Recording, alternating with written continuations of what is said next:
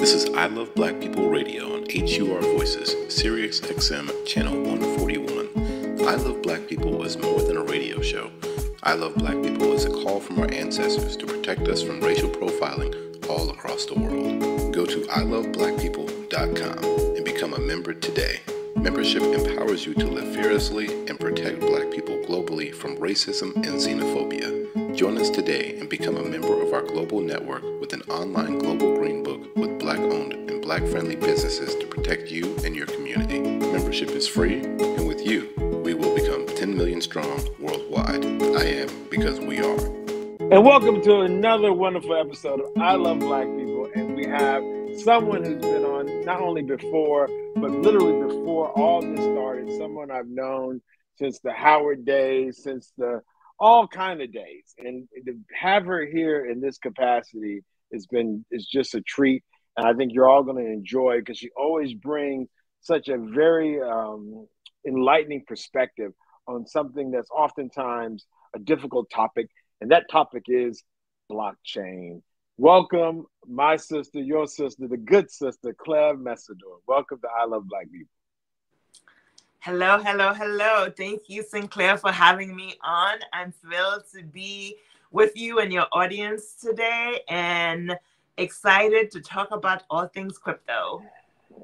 Awesome. Well, thank you again for coming, because I know oftentimes we have an opportunity to share your background. You have your background is so accomplished. And I think one of the things I like, just to give people context, is just to give some of that, I'm not just talking about what you've done in New York, DC, federal, local, but maybe give some of the folks who think that the only people that can be in this space have to have a degree in cryptography.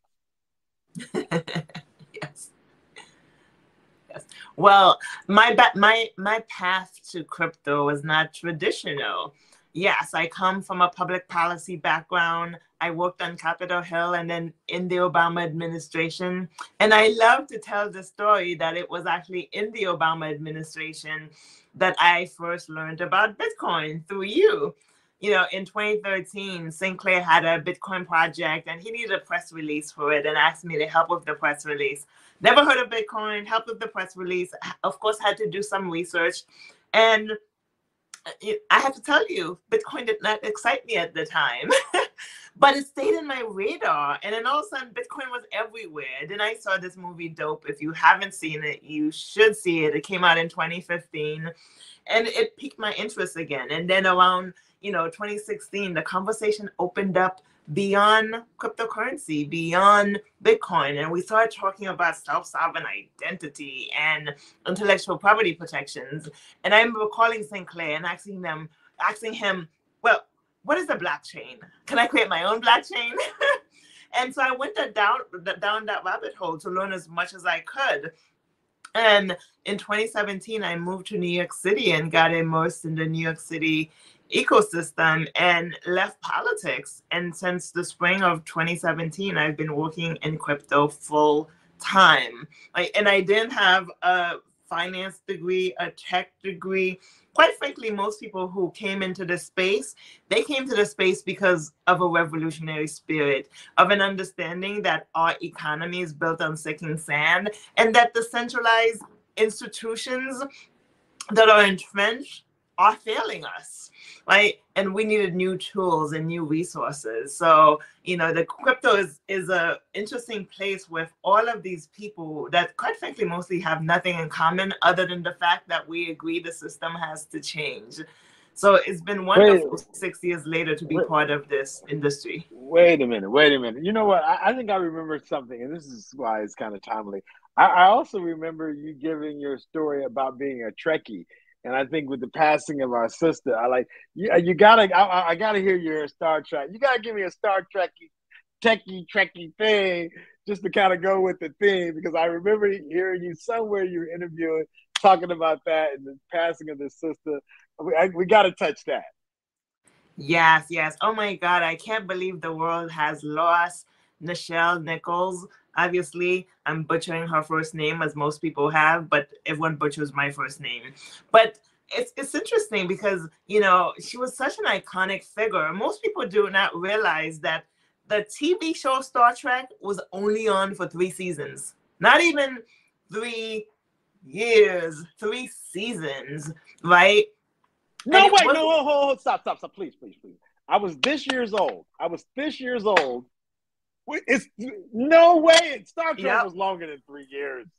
Nope, 3 seasons, and it sparked a movement, right? 3 seasons, and the last episode was actually uneventful, and those of us Trekkies continue to rewatch the episodes, and so for it to have birthed this movement, I feel like people in crypto, if you're a Trekkie, you get crypto.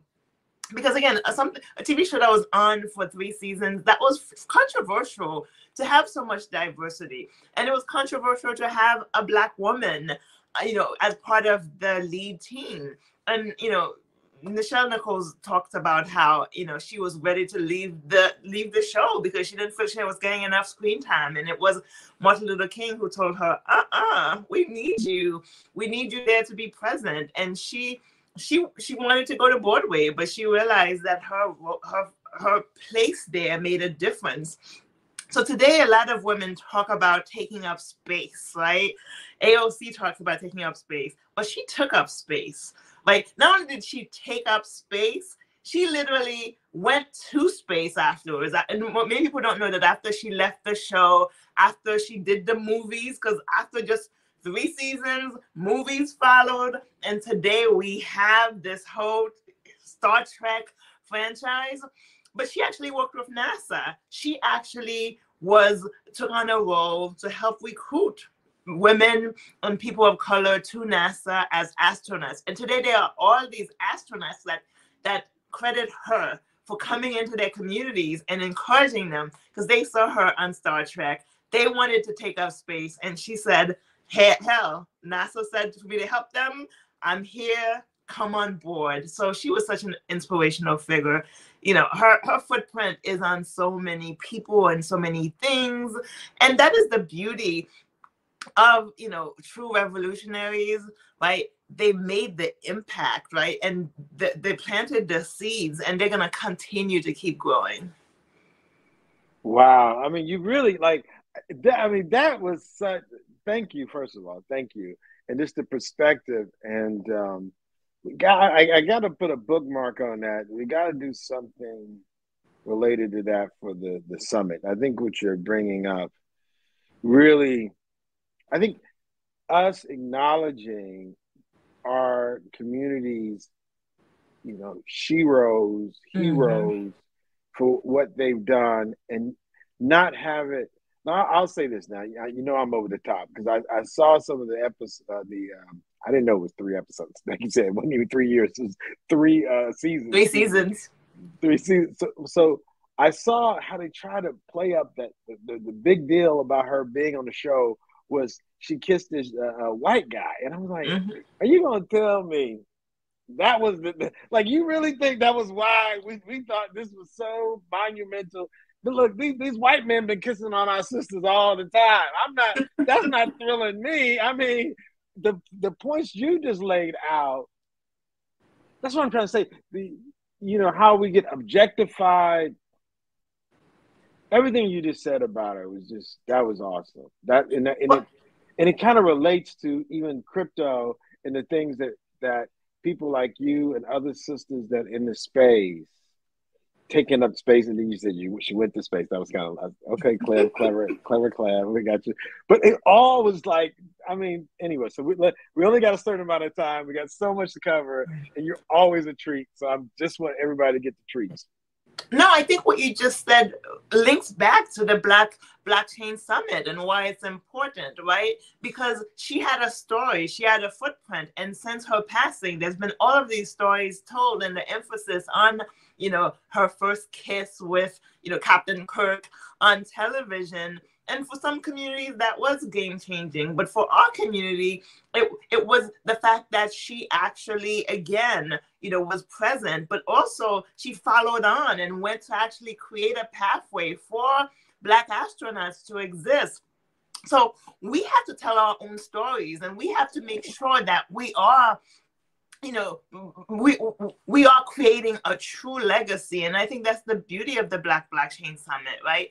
It is about telling our stories in crypto, connecting with people who are like us, and making sure that we can come together, collaborate, and figure out ways to support each other, network, and make sure that we're not siloed and isolated in this industry. So it goes back to, you know, with her story, you know, it was more than Star Trek, and we have to keep telling it. And just like the Black Blockchain Summit, we have to keep talking about the Black and Latino leaders that have been in the space since 2009, since that first Bitcoin was mined. We've been there. And this industry became a $3 trillion market earlier this year. That's because of us. And we will not become hidden figures in our own story. All right. Well, let's go ahead. Let's talk about what you've been up to lately, the organizations, the activities, the projects. I know you keep a very busy calendar, just trying to schedule you on these days of just trying to make it work. Let me know what are some of the things that you're doing right now that we can catch up with. Well, first of all, I'm excited about the Black Blockchain Summit in September at my alma mater, Howard University. HU. You know. Okay, that was low. Can we do this again? HU. You know. So very excited for the 5th year. We'll be back at Howard. I remember being at the first one and how, you know, wonderful and motivational that was. And I'm excited that we're doing it again and that this year is just bigger. And so as I look forward to that in just a few weeks, because September will be here before we know it, there's a lot on my plate. Obviously, I am the executive director of the Blockchain Foundation, which is a 501c3 that focuses on education. But I've also been working on a book. You know, your listeners may know that I'm the author of The Clevolution, My Quest for Justice in Politics and Crypto. I'm also publishing a new digest. It's called We Are Crypto. It's about Black and Latino leaders. So the digest really tries to map our footprint and really chart across what are some of those big milestones that occurred over the last, 12 plus years. So that, again, as I just mentioned, our footprint doesn't get erased in our own movement. And then to take it one step further, I used to work for CNN years ago. I've reconnected with one of the producers there, and she's working on a documentary that will be the first time that we're spotlighting the Black and Latino leaders who made this industry, who put the culture in it to make sure our stories don't get lost, especially as this industry matures and as it grows. I know you want your listeners to know that people who look like them are part of this industry. So the book, We Are Crypto, is about telling those stories, and the documentary is about starting to actually show that in film. And the hope is that, this initial documentary will get picked up by Netflix or one of those entities so that we can have a wider audience. But I'm really excited about the work we'll be doing with the foundation also. Lots to come on the whole financial literacy. We'll be talking about Web3, DeFi, climate, energy use of crypto. So it's going to be, oh my God, an exciting last 5-6 months of the year. And you're going to be doing all this. You're going to be traveling a lot. I know you have a busy schedule. You've been going to different events and whatnot. Is that going to be, is this documentary taking you all over, or are you guys kind of focused on key areas?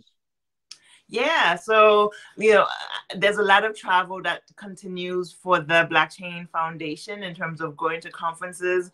Just a few weeks ago, I was in Santa Fe for a FinTech conference. Right now, I'm planning to be in New York City. We're doing a town hall at City College. So Santa Fe, like New Mexico? Yep, New Mexico. I forgot all about, and we were talking, You know that there was a Native American tribe that had a token. Did that come up at all in New Mexico? Nope, nope, nope. Because this was a fintech conference, and obviously it was talking a lot about regulatory policy. I will say that along those lines, we have, communities that have been locked out have been leveraging crypto, including, various native communities, and that has been the case for a long time. But, that footprint, I've seen it grow. There was, a lot of, during consensus in Austin, there were quite a few people from the various native communities, not just here in the US, but in Canada as well. So when you look at, the Black Latino footprint, I'm excited about the growing, indigenous native footprint in crypto as well. And also the API community, the Asian, Asian American, oh my God, whether they be from India, from, China, Japan, we have a great movement here. But going back to Santa Fe, it was more of wonky, regulators, people who focus on the unbanked, people who are trying to address redlining, but making sure those people, as they're thinking about fintech and fintech tools, how do they actually, think about emerging areas like blockchain? Because again, Black and Latino communities lead national adoption of cryptocurrency, not just in the US, but across the world. And that's because, our goal is not to get back into traditional finance. Our goal is to find new tools, new resources to actually make sure that we can build wealth however we define wealth, but also making sure we can actually position our communities for success. Well, all right. When can we see the book? When do you think the book will be ready? Yes, so the book will be ready in September. We will have copies at the Black Blockchain Summit at Howard University. So if you register, if you're there, you will get a copy. All right, all right. And then I guess the following week is the Congressional Black Caucus. Are y'all doing anything with the caucus? Yes, yes, yes. I'm actually speaking during the Congressional Black Caucus Annual Legislative Conference. I spoke last year on a panel that we talked about stocks and fintech and the Black footprint. So this year, Chairwoman, CBC Chair Joyce Beatty is actually doing a panel, and Erica Alexander will be speaking on our panel. Michael Eric Dyson is actually going to be moderating it. So I'm very excited about CBC. So it's going to be a packed September, and but there's a lot of work to be done to focus on financial inclusion, financial literacy, and to make sure we keep our focus on creating an open financial system that works for everyone. Yeah, I need to get, as we were talking, I just need to see if I can get Brother Lamar, because they're doing their conference at the beginning of September. So, like you said, I think it's definitely busy with a lot of, which is good. There was a time when we were some offshoot of an offshoot afterthought, and to be a mainstream and a part of what's actually driving this is, like you said, it needs to be expressed, but it's actually been something that's been going on for a while. What else do you see in the future? I know a lot of people are talking about the winter, the crypto winter, all the things that the cyclical nature of such things. What are your thoughts? And these are none of this is financial advice. This is all about liberation and loving Black people. So what are your love thoughts for the future of crypto for Black folks? Yeah, so obviously I work at the intersection of, blockchain and public policy. As I mentioned, the Congressional Black Caucus and those appearances are part of that.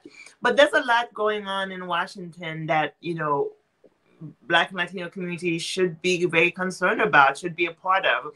Most recently, there's a new bill that was introduced, and Senator Cory Booker is one of the co-signers. It's a bill that actually calls for the CFTC to have more oversight over cryptocurrency, because as you know, SEC, Chair Gensler is very, very hostile when it comes to the crypto community. And let's face it, the SEC is one of those, enforcement agencies, regulators, that sees itself as at least under Gensler, as essentially a bully pulpit, right?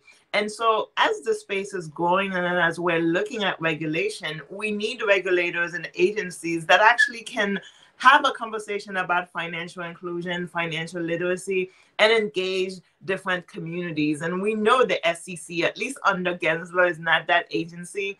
So Senator Booker in this new commodities bill included a provision that calls for more data on the diverse adoption that's taking place. So kudos to Senator Booker for making sure that that was part of this new commodities bill. What was that alphabet group you said? That you said the CFTC. The CFTC. I'm dyslexic a little. Say it one time. The CFTC. Okay, and the commodities futures. It's one of those agencies with all of those big names. But right now, for your audience, it's really the primary agencies that have oversight over the crypto space is the SEC as well as the CFTC. Obviously, because crypto is so broad, just about every federal agency has some level of oversight. And that's what the executive order that Biden put out earlier this year calls on agencies to really figure out what oversight they have, what do they see as the risks and responsibilities. But the primary oversight will continue to be with the CFTC and the SEC. And so, the SEC is the Securities and Exchange Commission. And again, they want to look at cryptos as securities, right? And when you talk about securities, you're talking about capital gains, right? And then, so when you look at, the Commodities Futures Commission, the CFTC is in a position to actually look at this broadly, right? Commodities are treated very differently than securities.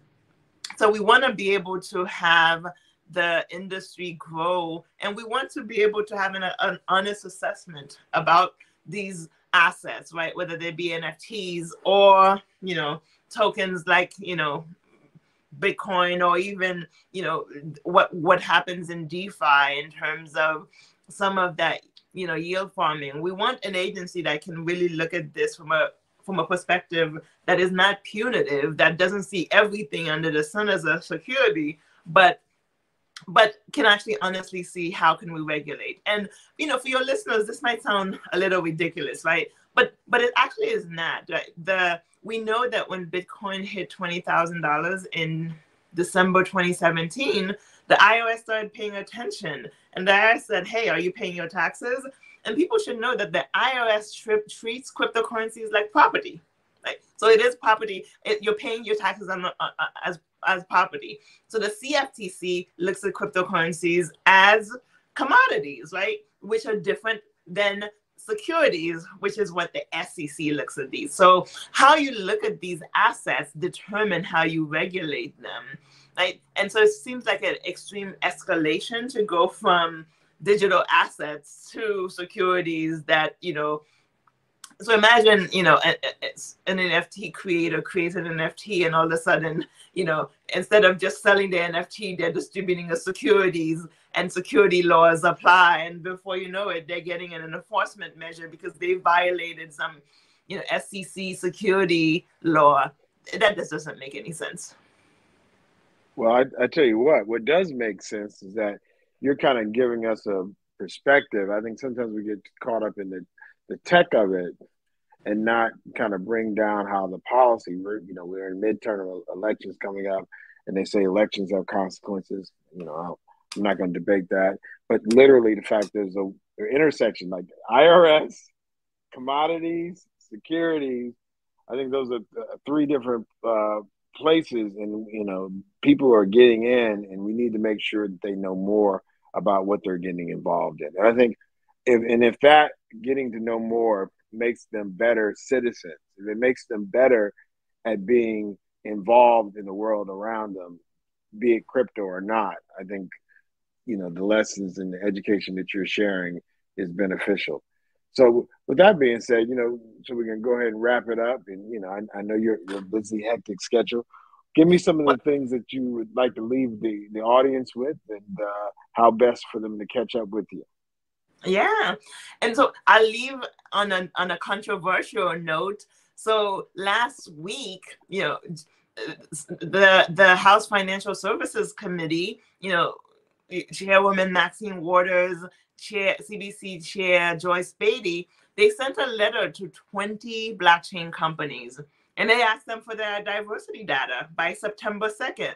So 20 companies received a letter from the House Financial Services Committee asking them about their workplace diversity, everything from who they have on staff to contracting, procurement.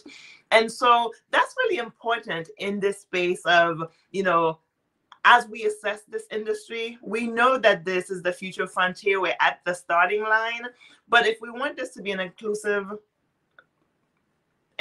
sector, we have to make sure that, the blockchain companies are actually hiring people who look like us. Thank you so much for having me on.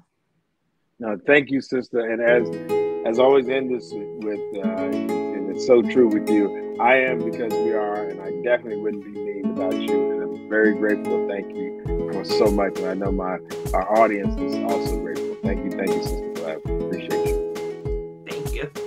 This is I Love Black People Radio on HUR Voices, Sirius XM, Channel 141. I Love Black People is more than a radio show. I Love Black People is a call from our ancestors to protect us from racial profiling all across the world.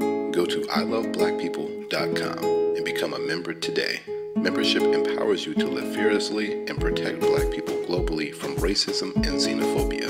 Join us today and become a member of our global network with an online global green book with Black-owned and Black-friendly businesses to protect you and your community. Membership is free, and with you, we will become 10 million strong worldwide. I am because we are.